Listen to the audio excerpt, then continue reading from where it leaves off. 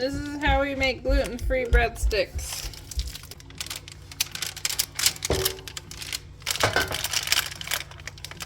Anyway.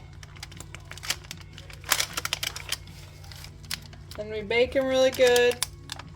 So usually gluten-free bread needs to be pretty dark so it's not doughy and fall in the middle.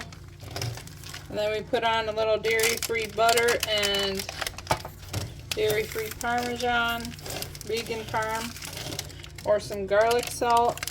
Really good.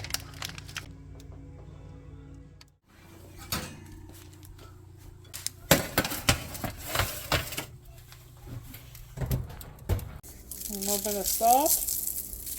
Roasted garlic is better because it's not so crazy spicy.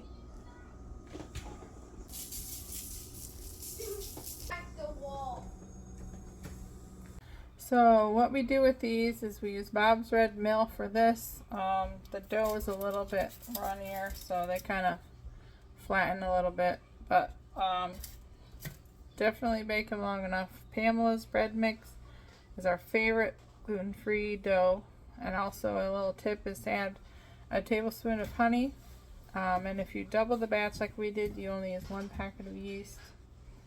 And setting it overnight in the fridge is the best dough, and you also want to make sure and mix it for 3 minutes. That will get the dough the best it can be. And then a lot of times we'll do it earlier in the day, put it in the fridge, and then at night I'll bring it out and make the breadsticks. You want to taste it, or is it too hot?